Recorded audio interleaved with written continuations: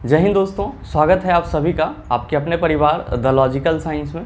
मैं हूं आलोक सिंह आतिश और आज के इस वीडियो सेशन में हम लोग बात करने वाले हैं ग्रुप डी साइंस सेट 7 के पार्ट 2 की। जी हाँ दोस्तों, इससे पीछे के वीडियो सेशन में हम लोगों ने साइंस सेट 7 का पार्ट 1 देखा था, जहाँ पे हम लोगों ने टोटल 10 क्वेश्चन को करा था। दोस्तों आज के इस वीडियो सेशन में हम लोग जो बचे हुए 15 क्वेश्चन हैं उसको डिस्कस करेंगे। और आपकी जानकारी के लिए बताना चाहूँगा कि ये साइंस सेट का PDF आपको कहाँ मिलेगी। ये हमारे टेलीग्राम ग्रुप से मिल जाएगी, जिसका लिंक मैंने नीचे डिस्क्रिप्शन में डाल दिया है, आप वहाँ से जा करके ले सकते हैं। बहरहाल आइए अपने सेशन की शुरुआत करते हैं और चलते हैं पहले क्वेश्चन की तरफ। आपका जो पहला क्वेश्चन है आज के इस सेशन का, क्वेश्चन नंबर 11, क्या पूछा जा रहा है आपसे पूछा जा रहा है कि निम्न में से कौन सा विकल्प कुछ निश्चित पदार्थों के अपवर्तक सूचकांक के सही आरोही क्रम को दर्शाता है बाएं से दाएं। आपको ऑप्शन दिया हुआ है सेंधा नमक, बेंजीन, केरोसिन, बर्फ, और फिर यही चारों जो है अलग अलग ऑप्शन में अलग अलग रूप से सजाया हुआ है। आपसे पूछा जा रहा है ये जो आपको 4 पदार्थ दिए हुए हैं, बेंजीन, सेंधा नमक, फिर आपका केरोसिन और फिर बर्फ, इन सब का अपवर्तक सूचकांक के आधार पर आरोही क्रम क्या होगा, बढ़ता हुआ क्रम क्या होगा। आप सभी कहेंगे कि सर पहले ये बताओ कि अपवर्तक सूचकांक क्या होता है। मेरे मित्र, जब हम लोग अपवर्तक सूचकांक की बात करते हैं तो ध्यान में रखिएगा कि सर इसी को क्या बोला जाता है, इसी को अपवर्तनांक बोला जाता है। क्या बोला जाता है? अपवर्तनांक बोला जाता है। और आप सभी इंग्लिश में इसको क्या कहते हो? रिफ्रैक्टिव इंडेक्स कहते हो। मेरे मित्र, जब आप अपवर्तनांक की बात करते हो तो आप सभी कहते हो सर हम लोग इसको म्यू से रिप्रेजेंट करते हैं, और म्यू इक्वल टू क्या होता है? तो आप सभी कहते हो सर साइन आई बटा साइन आर होता है। म्यू इक्वल टू क्या होता है सर? साइन आई बटा साइन आर होता है। आप सभी इसको क्या कहते हैं कि सर ये आपतन कोण की ज्या है और ये अपवर्तन कोण की ज्या है। तो हम लोग इसको ऐसे भी कहते हैं कि आपतन कोण की ज्या और अपवर्तन कोण की ज्या के अनुपात को क्या कहा जाता है? अपवर्तक सूचकांक या फिर अपवर्तनांक कहा जाता है। ध्यान में रखिएगा, यही चीज़ आपको कहाँ मिलता है? तो सर अपवर्तन के दूसरे नियम में मिलता है, जिसको आप क्या कहते हो? स्नेल का नियम कहते हो कि साइन आई बटा साइन आर क्या होता है? एक कांस्टेंट होता है, और वो जो कांस्टेंट होता है सर वही क्या है सर? अपवर्तनांक है। आप कहेंगे कि सर हमको कहीं कहीं पे निरपेक्ष अपवर्तनांक भी मिल जाता है, तो घबराने की कोई ज़रूरत नहीं है। मेरे मित्र, निरपेक्ष अपवर्तनांक को हम लोग क्या कहते हैं? तो सर इसको इंग्लिश में हम लोग एब्सोल्यूट रिफ्रैक्टिव इंडेक्स कहते हैं। निरपेक्ष अपवर्तनांक को हम लोग क्या कहते हैं सर? इंग्लिश में एब्सोल्यूट रिफ्रैक्टिव इंडेक्स कहते हैं। फार्मूला क्या होता है? तो सर इसके लिए फार्मूला होता है CV बटा CM। क्या होता है फार्मूला? CV बटा CM। ये फार्मूला भी आपके लिए इंपॉर्टेंट है, ग्रुप डी एग्जाम में कई बार पूछा गया है। ध्यान में रखिएगा, ये जो CV है ये क्या है सर? तो सर ये निर्वात में प्रकाश की चाल है। क्या है सर? निर्वात में प्रकाश की चाल है। निर्वात में प्रकाश की चाल है। और ये जो आपका CM है ये क्या है सर? तो सर माध्यम में प्रकाश की चाल है। क्या है सर? माध्यम में प्रकाश की चाल है। तो जब आपसे कोई ये पूछे कि अपवर्तक सूचकांक क्या होता है या अपवर्तनांक क्या होता है, तो आप कहेंगे सर साइन आई बटा साइन आर होता है। इसका मतलब क्या हुआ? पहले माध्यम के सापेक्ष दूसरे माध्यम का अपवर्तनांक। और अगर आपसे कोई ये पूछे कि निरपेक्ष अपवर्तनांक एब्सोल्यूट रिफ्रैक्टिव इंडेक्स क्या होता है, तो आप क्या कहेंगे? CV बटा CM होता है। यानी कि निर्वात में प्रकाश की चाल और माध्यम में प्रकाश की चाल के अनुपात को क्या कहते हैं हम लोग? निरपेक्ष अपवर्तनांक कहते हैं। आप कहेंगे कि गुरुजी हमसे पूछा जा रहा है कि हमारे ऑप्शन में जो बर्फ है, और फिर जो सेंधा नमक है, साथ ही जो केरोसिन है, और फिर जो बेंजीन है, इन सब का अपवर्तक सूचकांक के आधार पर आरोही क्रम क्या होगा। मेरे मित्र, यहाँ पे आपको थोड़ा सा कष्ट करना होगा, और ये जितने भी पदार्थ आपको यहाँ पे दिख रहे हैं इन सब का अपवर्तनांक आपको याद रखना होगा। आपके एग्जाम में पूछा जाता है तो ये आपके लिए ज़रूरी भी है। ध्यान में रखिएगा कि बर्फ का अपवर्तनांक होता है 1.31। कितना होता है सर? 1.31। और जो आपका यहाँ पे सेंधा नमक है इसका अपवर्तनांक होता है सर 1.54। कितना होता है? 1.54। और जो आपका केरोसिन है सर इसका अपवर्तनांक क्या होता है? तो सर इसका अपवर्तनांक होता है 1.44। और बेंजीन का अपवर्तनांक कितना होता है? तो बेंजीन का अपवर्तनांक होता है 1.5। अब आपको इन चारों पदार्थ का अपवर्तक सूचकांक यानी कि अपवर्तनांक मालूम चल गया। अब इसको करना क्या है सर? तो आरोही क्रम यानी कि बढ़ते क्रम में सजा देना है। बढ़ते क्रम बोले तो छोटा से बड़ा की ओर जाएंगे। आप देखिए कि सबसे कम अपवर्तनांक किसका है? आप कहेंगे सर बर्फ का है, तो पहले हम लोग किसको लिखेंगे? तो सर बर्फ को लिखेंगे। इसके बाद आप देखिए कि इससे ज़्यादा कौन है? आप कहेंगे सर इससे ज़्यादा केरोसिन है। क्योंकि बर्फ़ का 1.31 है जबकि केरोसिन का 1.44 है, तो बर्फ़ के बाद क्या आ जाएगा, तो गुरुजी केरोसिन आ जाएगा। क्या आ जाएगा, केरोसिन आ जाएगा। अब देखिए कि इससे ज़्यादा अपवर्तनांक किसका है, आप कहेंगे सर बेंजीन का है 1.5, जबकि सेंधा नमक का 1.54 है, तो यहाँ पे आप क्या लिखेंगे सर, बेंजीन लिखेंगे। क्या लिखेंगे सर, बेंजीन लिखेंगे। और फिर आपका अगला कौन हो जाएगा, आप कहेंगे सर सेंधा नमक हो जाएगा। क्या हो जाएगा सर, सेंधा नमक हो जाएगा। तो ये जो आपका क्रम है सर, पहले बर्फ, फिर केरोसिन, फिर बेंजीन, फिर सेंधा नमक, ये क्या है सर, तो अपवर्तक सूचकांक के आधार पर इन चारों ही पदार्थ का आरोही क्रम है बाएं से दाएं में। तो आप बताइए कि आपका ये ऑप्शन आपके किस ऑप्शन में दिया हुआ है। आप सभी कहेंगे कि सर ये चीज़ हमारे ऑप्शन नंबर डी में दिया हुआ है, तो आपके इस क्वेश्चन का सही आंसर क्या हो जाएगा सर, ऑप्शन नंबर डी हो जाएगा। उम्मीद करते हैं समझ पाए होंगे। चलते हैं अगले क्वेश्चन की तरफ। आपका जो अगला क्वेश्चन है, क्वेश्चन नंबर 12, आपसे क्या पूछा जा रहा है, आपसे पूछा जा रहा है कि यदि एक फ्यूज का मान 8 एम्पियर है तब फ्यूज केवल तभी काम करना शुरू करेगा जब धारा 8 एम्पियर से अधिक हो। दूसरा है फ्यूज में 8 से अधिक का चुंबकीय प्रेरण होगा। और तीसरा ऑप्शन है धारा 8 एम्पियर से अधिक होने पर फ्यूज पिघल जाएगा। और चौथा ऑप्शन है फ्यूज केवल तभी काम करेगा जब धारा ठीक 8 एम्पियर हो। क्या होगा इसका आंसर, आपसे पूछा जा रहा है कि कोई फ्यूज है जिस पे रेटिंग कितना लिखा हुआ है सर, 8 एम्पियर लिखा हुआ है। तो इस 8 एम्पियर का मतलब क्या हुआ मेरे मित्र, आप सभी कहेंगे कि सर इस 8 एम्पियर का मतलब ये हुआ कि अगर इस फ्यूज से 8 एम्पियर से ज़्यादा धारा प्रवाहित की जाएगी, इस फ्यूज से 8 एम्पियर से ज़्यादा धारा प्रवाहित की जाएगी, तो ये फ्यूज क्या होगा सर ये फ्यूज पिघल जाएगा। ये फ्यूज क्या होगा सर, पिघल जाएगा। अब आप थोड़ा सा सोचिए ना, आपको आदत है 4 रोटी खाने का, आप खा लेंगे 10-12 रोटी, तो क्या हो जाएगा सर, अपच हो जाएगा, वॉमिटिंग वगैरह सारा चीज़ कर दीजिएगा। तो मतलब क्या हुआ, इसकी जितनी क्षमता है, इसकी क्षमता से जैसे ही अधिक विद्युत धारा प्रवाहित की जाएगी, फ्यूज क्या हो जाएगा, ब्रेकडाउन हो जाएगा, यानी कि पिघल जाएगा।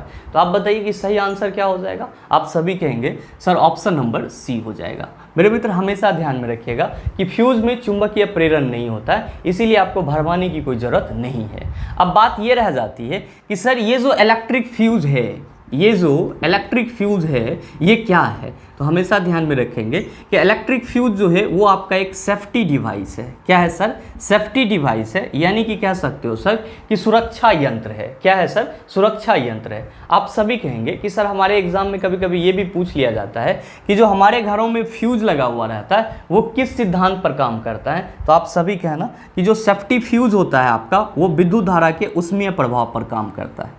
सेफ्टी फ्यूज किस पे काम करता है सर, तो विद्युत धारा के उष्मीय प्रभाव पर काम करता है, यानी कि heating effect of electric current पे काम करता है। इसीलिए हम लोग क्या कहते हैं कि इसके रेटिंग से ज़्यादा धारा प्रवाहित होती है तो ये क्या होता है, पिघल जाता है। साथ ही आप ये भी ध्यान में रखेंगे कि इलेक्ट्रिक फ्यूज का जो वायर होता है या फ्यूज वायर जो होता है, ये किसका मिश्रण होता है, तो सर लेड और टीन का मिश्रण होता है, यानी कि सीसा और टीन का मिश्रण होता है। ये क्वेश्चन भी आपके एग्जाम में कई बार पूछा गया है कि फ्यूज वायर किसका मिश्र धातु होता है। आप कहेंगे सीसा और टीन का मिश्रण होता है या फिर लेड और टीन का मिश्रण होता है। किस सिद्धांत पर काम करता है, विद्युत धारा के उष्मीय प्रभाव पर काम करता है। इसको क्या बोलते हैं, सुरक्षा डिवाइस बोलते हैं। मेरे मित्र अगर आपसे ये पूछ लिया जाए कि एमसीबी जो कि एक सुरक्षा डिवाइस ही है, जिसका फुल फॉर्म होता है मिनिएचर सर्किट ब्रेकर, और आजकल हम लोग फ्यूज के जगह पे एमसीबी का यूज कर रहे हैं, तो ये एमसीबी किस सिद्धांत पर काम करता है। हमेशा ध्यान में रखिएगा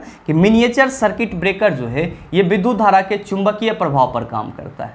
किस पे काम करता है सर, विद्युत धारा के चुंबकीय प्रभाव पे काम करता है। ये भी आपके लिए इंपॉर्टेंट है। उम्मीद करते हैं समझ पाए होंगे। चलते हैं अगले क्वेश्चन की तरफ। आपका जो अगला क्वेश्चन है, क्वेश्चन नंबर 13, क्या पूछा जा रहा है आपसे, आपसे पूछा जा रहा है कि निम्नलिखित में से कौन सा किसी धातु का इलेक्ट्रॉनिक विन्यास नहीं है। आपका ऑप्शन दिया हुआ है 2-8-3, दूसरा ऑप्शन है 2-1, तीसरा ऑप्शन है 2-8-1, चौथा ऑप्शन है 2-6। क्या होगा इसका आंसर। मेरे मित्र मैंने आप सबों को पीछे के सेशन में बताया है कि जो धातु होती है उसके बाह्यतम कक्षा में, यानी कि आउटर मोस्ट सेल में, धातुओं के बाह्यतम कक्षा में कितने अधिकतम इलेक्ट्रॉन रह सकते हैं सर, या तो 1 इलेक्ट्रॉन रह सकते हैं या फिर 2 या फिर 3 इलेक्ट्रॉन रह सकते हैं। धातु जितने भी होंगे उसके बाह्यतम कक्षा में या तो 1 इलेक्ट्रॉन रह सकता है या फिर 2 इलेक्ट्रॉन रह सकता है या फिर 3 इलेक्ट्रॉन रह सकता है। और जितने भी अधातु होंगे, जितने भी अधातु होंगे उनके बाह्यतम कक्षा में कितना इलेक्ट्रॉन रह सकता है? तो सर अधातु के बाह्यतम कक्षा में या तो 4 रह सकता है, या फिर 5, या फिर 6, या फिर 7, या फिर 8। तो आप ये कह सकते हैं सर कि अधातु के बाह्यतम कक्षा में 4 से लेकर के कहाँ तक रह सकता है सर? 8 तक रह सकता है। 4 से लेकर के कहाँ तक? 8 तक रह सकता है। आपसे पूछा जा रहा है कि निम्नलिखित में से कौन सा किसी धातु का इलेक्ट्रॉनिक विन्यास नहीं है? आपका पहला ऑप्शन दिया हुआ है 2, 8, 3, दूसरा ऑप्शन है 2, 1, और तीसरा ऑप्शन है आपका 2, 8, 1, और चौथा ऑप्शन है 2 और 6। मेरे मित्र ध्यान दीजिएगा, ये जो आपको यहाँ पे 2, 8, 3, 2, 1, 2, 8, 1 इस तरह से दिया हुआ है, ये क्या बता रहा है? ये बता रहा है कि ये पहला कक्षा है, ये दूसरा कक्षा है, और ये तीसरा कक्षा है। ध्यान में रखिएगा कि जो आपका लास्ट वाला कक्षा होता है वही क्या कहलाता है? बाह्यतम कक्षा कहलाता है।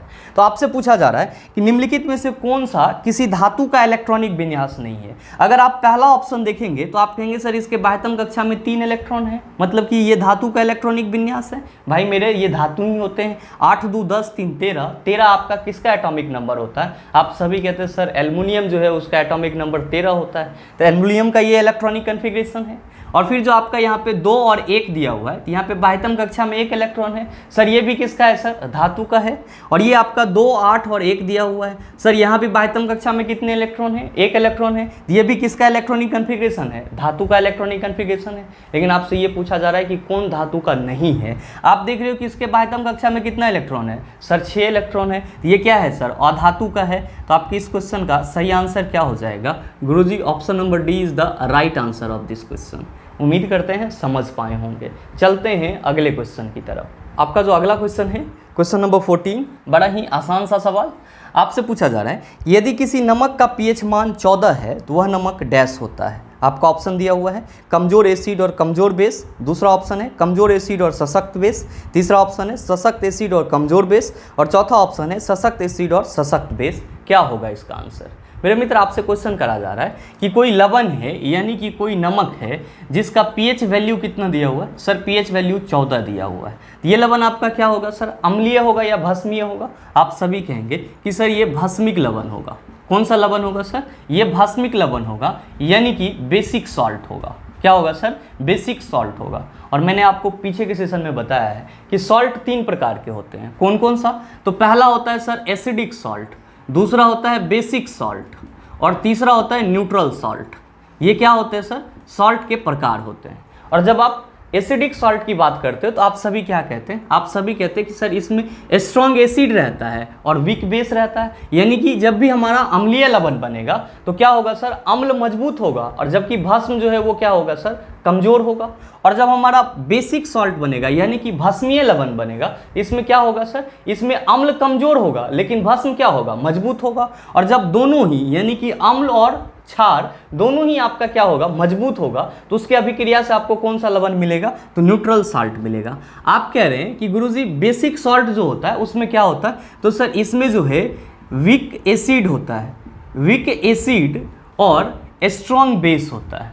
वीक एसिड और स्ट्रॉन्ग बेस होता है, यानी कि जब आपका कमजोर अम्ल मजबूत भस्म के साथ अभिक्रिया करता है, कमजोर अम्ल मजबूत भस्म के साथ अभिक्रिया करता है तो क्या बना लेता है सर? भस्मिक लवण बना लेता है। आपसे क्वेश्चन भी तो वही पूछा जा रहा है कि कोई लवण है जिसका पीएच वैल्यू 14 है, मतलब क्या कि वो भस्मिक लवण है, इसका कंपोजिशन क्या होगा? आप सभी कहेंगे कि सर कमजोर अम्ल होगा और सशक्त भस्म होगा। तो सही आंसर क्या हो जाएगा? आप कहेंगे सर ऑप्शन नंबर बी हो जाएगा। मेरे मित्र ये चीज़ मैंने आपको पीछे के सेशन में भी बताया था, लेकिन वहाँ पे आपसे सीधे क्वेश्चन पूछा गया था। यहाँ पे क्या है सर? यहाँ पे आपको पीएच वैल्यू दे करके पूछा गया है। ध्यान में रखिएगा कि पीएच स्केल का खोज किसने करा था? तो पीएच स्केल का खोज सोरेनसन नामक वैज्ञानिक ने करा था। उम्मीद करते हैं समझ पाए होंगे। चलते हैं अगले क्वेश्चन की तरफ। आपका जो अगला क्वेश्चन है क्वेश्चन नंबर 15, क्या पूछा जा रहा है आपसे?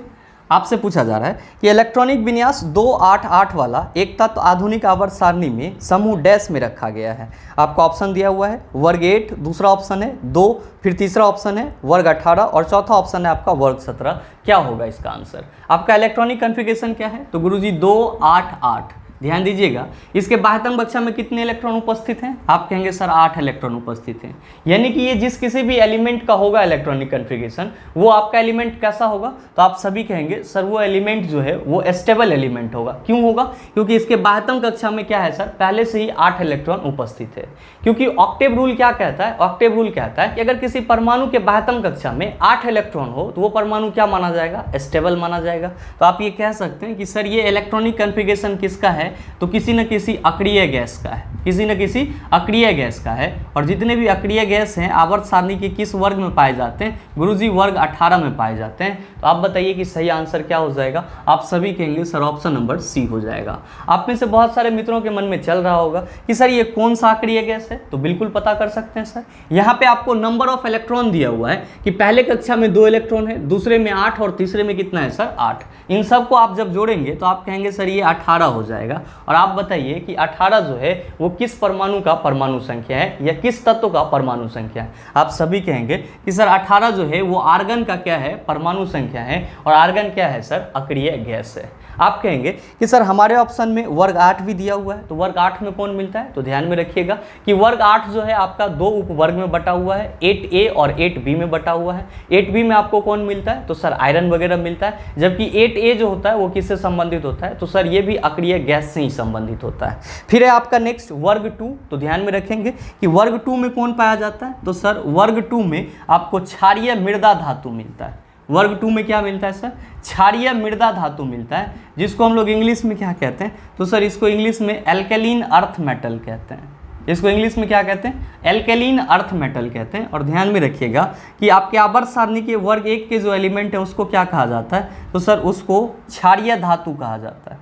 क्या कहा जाता है? क्षारीय धातु इंग्लिश में एल्केली मेटल कहा जाता है। क्या कहा जाता है? एल्केली मेटल कहा जाता है। और आपका जो ऑप्शन है 17 यानी कि वर्ग 17, इसमें कौन से एलिमेंट मिलते हैं? तो सर हैलोजन ग्रुप के जो एलिमेंट होते हैं वो कहाँ पे मिलते हैं? वर्ग 17 में मिलते हैं। तो ये चीज़ भी आपके लिए इंपॉर्टेंट है। उम्मीद करते हैं समझ पाए होंगे। चलते हैं अगले क्वेश्चन की तरफ। आपका जो अगला क्वेश्चन है क्वेश्चन नंबर 16, आपसे क्या पूछा जा रहा है? आपसे पूछा जा रहा है कि जब सोडियम सल्फेट समाधान बेरियम क्लोराइड विलयन के साथ मिलाया जाता है तो कोई प्रतिक्रिया नहीं होती है। दूसरा ऑप्शन है सल्फर डाइऑक्साइड बनता है। तीसरा ऑप्शन है बेरियम क्लोराइड बनता है। और चौथा ऑप्शन है बेरियम सल्फेट बनता है। क्या होगा इसका आंसर?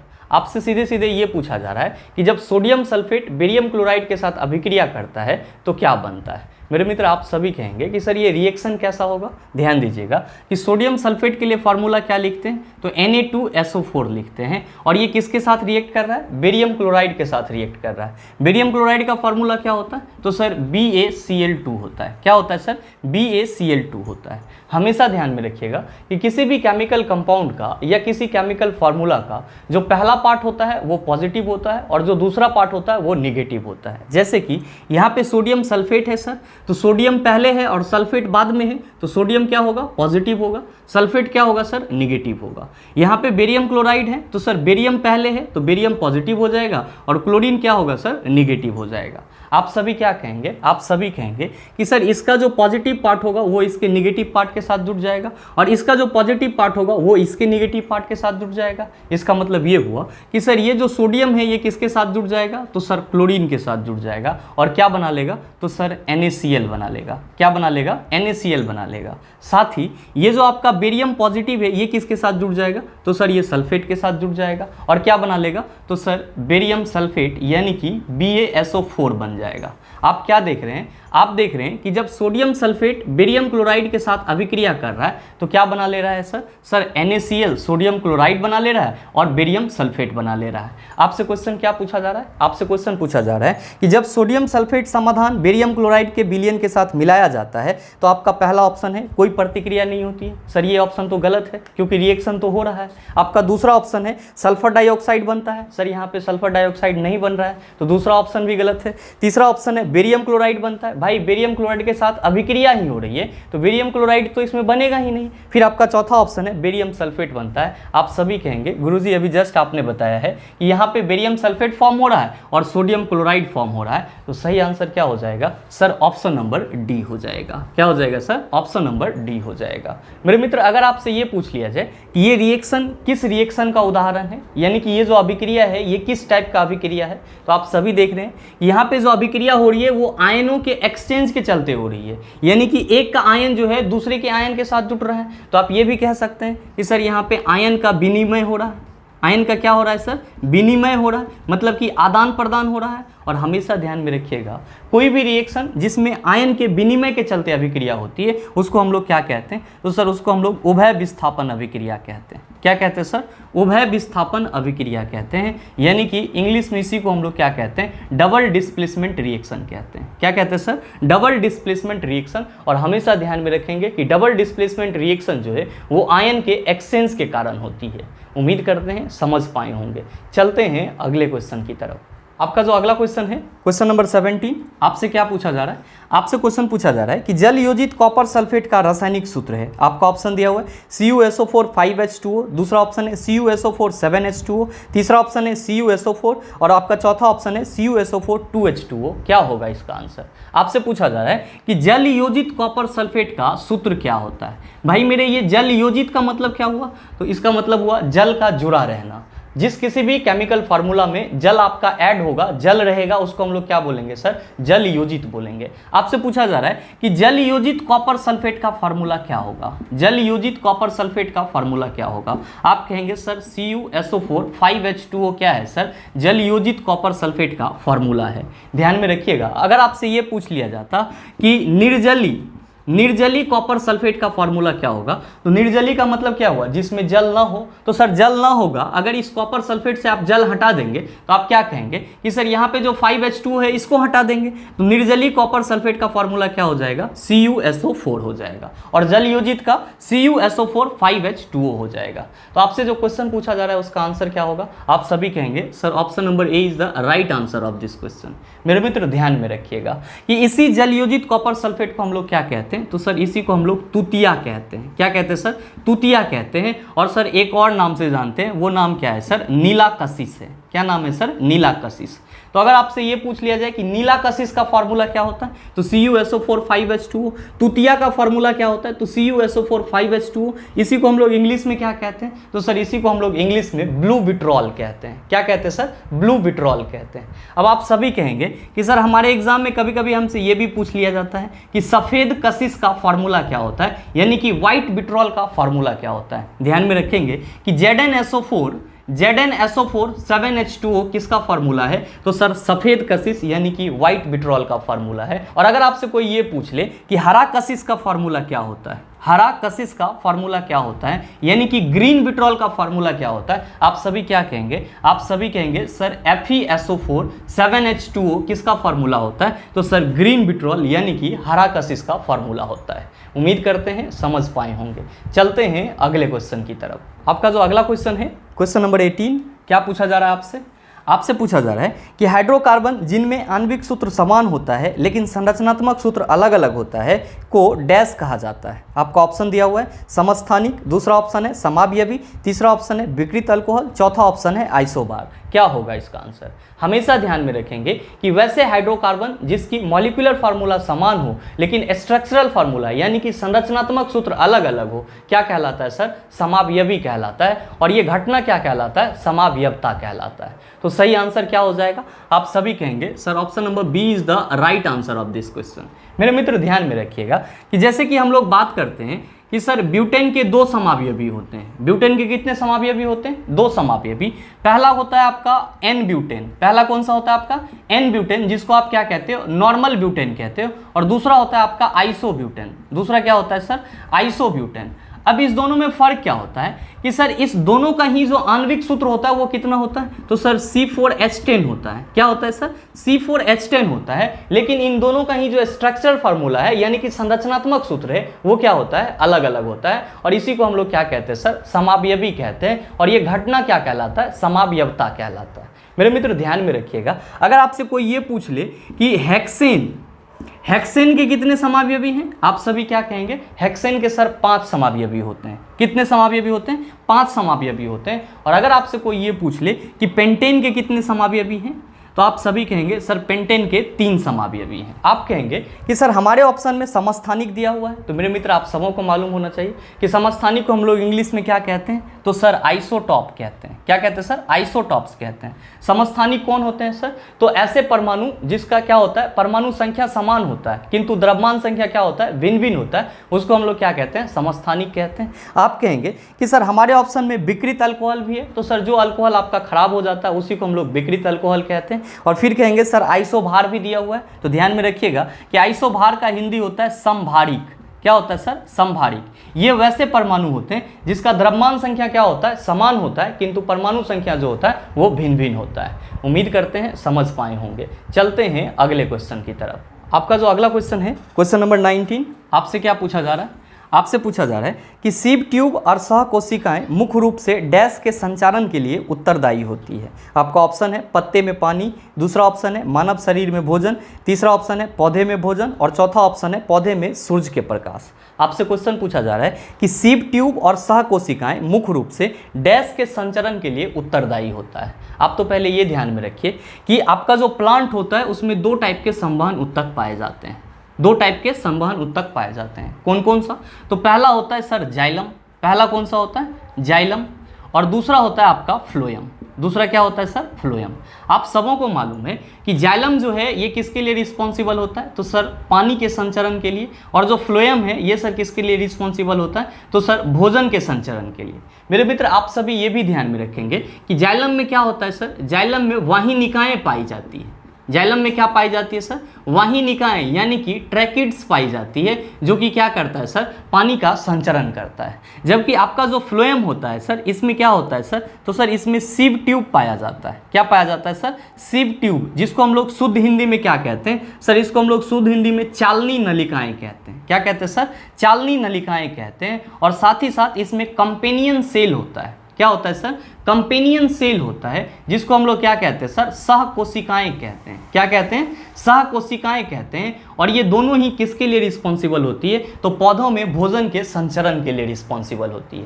तो आपसे क्वेश्चन क्या पूछा जा रहा है कि सर सीब ट्यूब और सहकोशिकाएं मुख्य रूप से डैश के संचरण के लिए उत्तरदायी होती है। आप कह रहे हैं कि सर सीब ट्यूब और कंपेनियन सेल फ्लोएम में पाया जाता है और फ्लोएम जो है पौधे में भोजन के संचरण के लिए रिस्पॉन्सिबल होता है। तो आप बताइए कि सही आंसर क्या हो जाएगा? आप सभी कहेंगे sir option number C is the right answer of this question.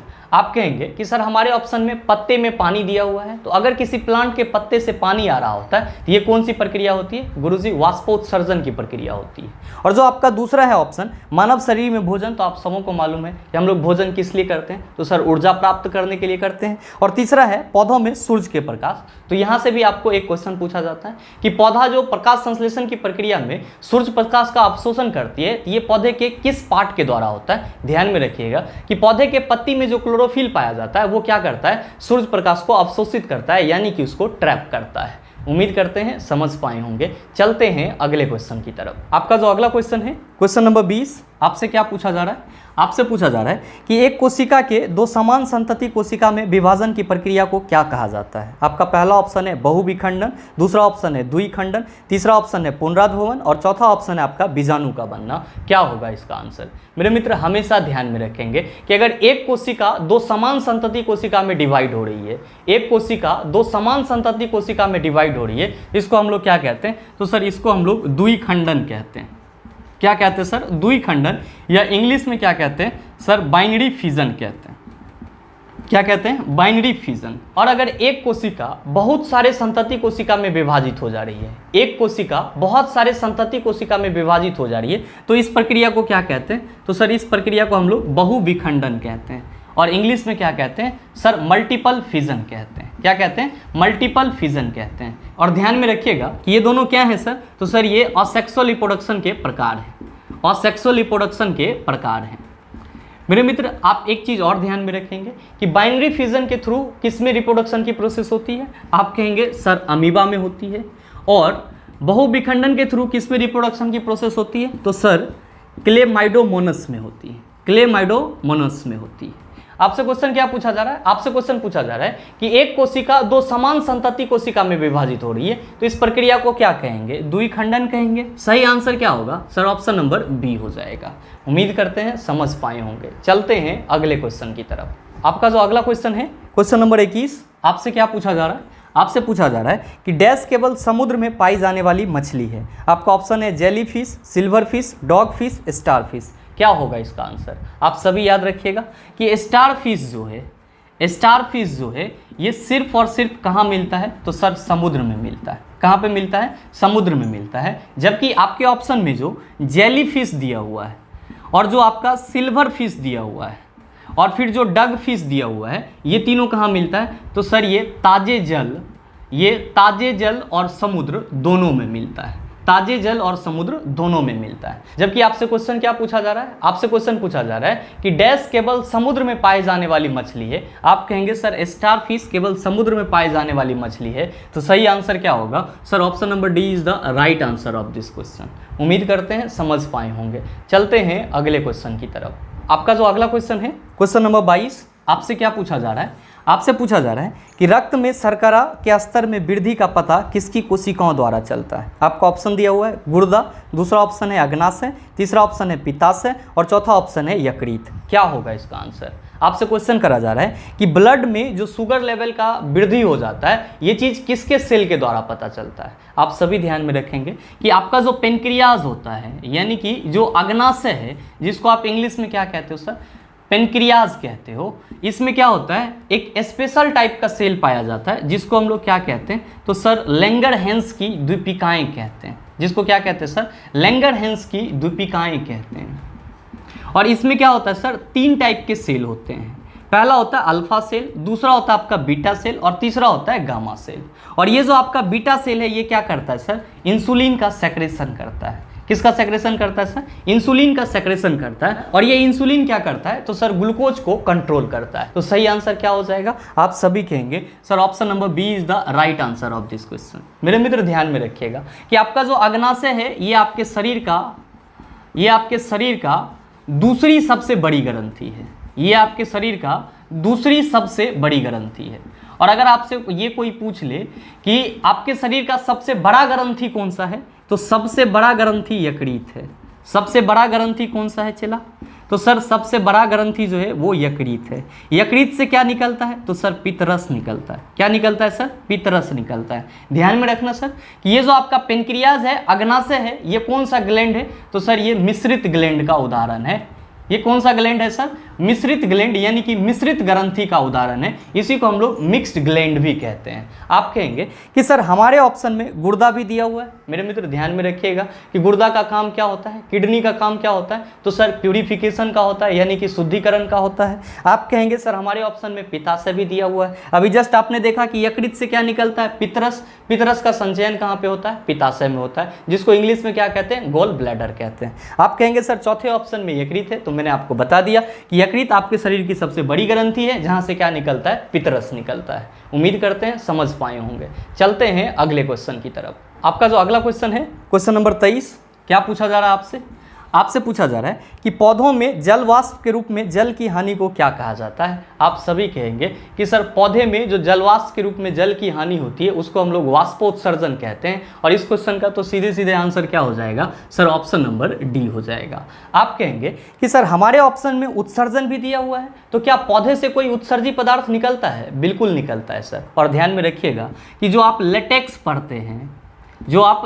पढ़ते हैं या फिर जो रबर वगैरह है, ये सब क्या है सर? तो सर ये सब के सब जो हैं, ये पौधे के उत्सर्जी पदार्थ हैं। साथ ही जो गोंद है और जो फिर आपका रेजिन है, ये सब के सब क्या हैं सर? तो सर ये सब के सब प्लांट एक्सक्रीटरी मटेरियल कहलाते हैं, यानी कि पौधे के उत्सर्जी पदार्थ कहलाते हैं। आप कहेंगे कि सर हमारे ऑप्शन में गैस विनिमय भी है। मेरे मित्र आप सभी ध्यान में रखेंगे कि पौधे में भी श्वसन की प्रक्रिया होती है, यानी कि पौधे में भी क्या होता है? गैसों का एक्सचेंज होता है, आदान प्रदान होता है। उम्मीद करते हैं समझ पाए होंगे। चलते हैं अगले क्वेश्चन की तरफ। आपका जो अगला क्वेश्चन है, क्वेश्चन नंबर 24, क्या पूछा जा रहा है? आपसे पूछा जा रहा है कि निम्नलिखित में से सही विकल्प का चयन करें। आपका पहला ऑप्शन है पेट में हाइड्रोक्लोरिक अम्ल उत्पन्न होता है, बिल्कुल ही सही है सर। और आप सबों को मालूम है कि आपके स्टमक में कौन सा एसिड निकलता है? HCl निकलता है। और सर ये किसका कंपोजिशन होता है? तो सर गैस्ट्रिक जूस यानी कि जठर रस जो होता है उसका अवयवी भाग होता है। नेक्स्ट है आपका दूसरा ऑप्शन कि अजीर्ण के दौरान पेट अत्यधिक मात्रा में अम्ल उत्पादित करता है और इसके कारण दर्द और जलन होता है। मेरे मित्र आप सबों को मालूम है कि जब आपको स्टमक में कुपच हो जाता है, खाना अच्छे से नहीं पच पाता है, तो वो क्या हो जाता है सर? एसिड में चेंज हो जाता है और जिसके चलते आपको जलन वगैरह होना शुरू हो जाता है। तो यानी कि आपका ऑप्शन बी भी क्या है सर? सही है। तीसरा है कि इस दर्द से मुक्ति पाने के लिए लोग क्षारों का उपयोग करते हैं जिन्हें प्रति अम्ल कहते हैं। आप सबों को मालूम है कि जब आपको एसिडिटी के चलते पेट में दर्द होता है तो आप क्या लेते हैं सर? एंटासिड लेते हैं। क्या लेते हैं सर? एंटासिड। और इसी का हिंदी क्या होता है सर? प्रति अम्ल होता है। क्या होता है सर? प्रति अम्ल होता है। यानी कि आपका ऑप्शन सी भी क्या है सर? सही है। अब फिर आपका चौथा ऑप्शन है कि प्रति अम्ल के रूप में प्रायः मैग्नीशिया का दूध एक हल्के क्षार का प्रयोग किया जाता है। आप कहेंगे सर ये भी सही है, क्योंकि हम लोग एंटासिड के रूप में किसका इस्तेमाल करते हैं? तो मिल्क ऑफ मैग्नीशिया का इस्तेमाल करते हैं। मिल्क ऑफ मैग्नीशिया का इस्तेमाल करते हैं। अच्छा, ये मिल्क ऑफ मैग्नीशिया किससे बना होता है? तो गुरुजी MgOH2 से बना होता है, मैग्नीशियम हाइड्रोक्साइड से बना होता है। आप क्या देख रहे हैं? आप देख रहे हैं कि आपके क्वेश्चन में जितने भी ऑप्शन है वो सारे क्या हैं सर? सही हैं। तो आप बताइए कि सही आंसर क्या हो जाएगा? आप कहेंगे सर ए भी होगा, बी भी होगा, सी भी होगा और डी भी होगा। तो देखिए कि ये चीज़ आपकी किस ऑप्शन में है। आप कहेंगे सर ऑप्शन बी में है। तो सही आंसर क्या हो गया सर? ऑप्शन नंबर बी हो जाएगा। उम्मीद करते हैं समझ पाए होंगे। चलते हैं अगले क्वेश्चन की तरफ। आपका जो अगला क्वेश्चन है, क्वेश्चन नंबर 25, क्या पूछा जा रहा है आपसे? आपसे पूछा जा रहा है कि डैश पौधों में कोशिका वृद्धि और कोशिका विभेदीकरण को बढ़ावा देता है। आपको ऑप्शन दिया हुआ है साइटोकाइनिन्स, एब्सिसिक अम्ल, जिब्रेलिन, ऑक्सिन। क्या होगा इसका आंसर? मेरे मित्र आप सभी ध्यान में रखिएगा कि आपके ऑप्शन में जितने भी टर्म दिए हुए हैं सब के सब क्या हैं सर? तो सब के सब प्लांट हार्मोन हैं। सब के सब क्या हैं सर? प्लांट हार्मोन हैं। और ध्यान में रखिएगा सर कि प्लांट हार्मोन को हम लोग क्या कहते हैं? तो सर फाइटो हार्मोन भी कहते हैं। क्या कहते हैं सर? फाइटो हार्मोन भी कहते हैं, या इसी को हिंदी में हम लोग पादप हार्मोन कहते हैं। क्या कहते हैं? पादप हार्मोन कहते हैं। जिस तरह हमारे बॉडी में हार्मोन अलग अलग क्रियाओं के लिए रिस्पॉन्सिबल होता है, ठीक उसी तरह प्लांट के बॉडी में भी क्या होता है? प्लांट हार्मोन अलग अलग क्रियाओं के लिए रिस्पॉन्सिबल होता है। आपसे क्वेश्चन क्या पूछा जा रहा है? आपसे पूछा जा रहा है कि डैश पौधों में कोशिका वृद्धि और कोशिका विभेदीकरण को बढ़ावा देता है। आपसे सीधे सीधे ये पूछा जा रहा है कि प्लांट के कोशिका वृद्धि और कोशिका विभेदीकरण के लिए कौन सा हार्मोन रिस्पॉन्सिबल होता है? आप सभी याद रखेंगे कि प्लांट में कोशिका वृद्धि और कोशिका विभेदीकरण के लिए साइटोकाइनिन्स क्या होता है? रिस्पॉन्सिबल होता है, उत्तरदायी होता है। तो सही आंसर क्या हो जाएगा? आप सभी कहेंगे सर ऑप्शन नंबर ए हो जाएगा। आप सबों के मन में सवाल उठ रहा होगा कि सर हमारा जो ऑप्शन बी है उसमें एब्सिसिक अम्ल दिया हुआ है। ध्यान में रखिएगा, इसी को हम लोग क्या कहते हैं? इसी को हम लोग ABA हार्मोन कहते हैं। क्या कहते हैं सर? ABA हार्मोन कहते हैं। और ये किस टाइप का हार्मोन होता है? तो सर ये पौधे के वृद्धि को रोकने वाला हार्मोन होता है। ये पौधे के वृद्धि को क्या करता है सर? रोकने वाला हार्मोन होता है। साथ ही आप कहेंगे कि सर हमारे ऑप्शन में जिब्रेलिन भी दिया हुआ है, तो इसका काम क्या होता है? तो मेरे मित्र ध्यान में रखिएगा कि जिब्रेलिन हार्मोन जो है वो किसके लिए रिस्पॉन्सिबल होता है? तो बीजों के अंकुरन के लिए रिस्पॉन्सिबल होता है। किसके लिए सर? बीजों के अंकुरन के लिए रिस्पॉन्सिबल होता है। आप कहेंगे कि सर हमारे अगले ऑप्शन में ऑक्सिन भी है, तो मैंने आपको पीछे के सेशन में भी बताया है कि ऑक्सिन से आप क्या याद रख लेंगे सर? ऑक्सीनोमीटर याद रख लेंगे। और ऑक्सीनोमीटर क्या करता है? तो सर पौधे के वृद्धि को मापता है। तो पौधे की वृद्धि के लिए कौन सा हार्मोन जरूरी है? तो सर ऑक्सिन हार्मोन जरूरी है। उम्मीद करते हैं आप समझ पाए होंगे। साथ ही उम्मीद ये भी करते हैं कि यहाँ तक के जितने क्वेश्चन थे उन सारे को आप अच्छे से समझ पाए होंगे। अब इस टाइप का प्रश्न अगर आपको दोबारा दे दिया जाए तो आप उसको अच्छे से और आसानी से सॉल्व कर सकते हैं। साथ ही उम्मीद ये भी करते हैं कि ये वीडियो आपको अच्छा लगा होगा। अगर आपको वीडियो अच्छा लगा तो वीडियो को लाइक कीजिएगा, ज़्यादा से ज़्यादा शेयर कीजिएगा, और हाँ चैनल पर नए हैं तो सब्सक्राइब करके बेल आइकन दबा लीजिएगा ताकि इस तरह के एग्जाम रिलेवेंट वीडियो का नोटिफिकेशन सबसे पहले आपके पास पहुंचे और आप उस वीडियो को सबसे पहले देख पाओ। मिलते हैं फिर अगले सेशन में, तब तक के लिए best of luck. Thank you, have a nice day.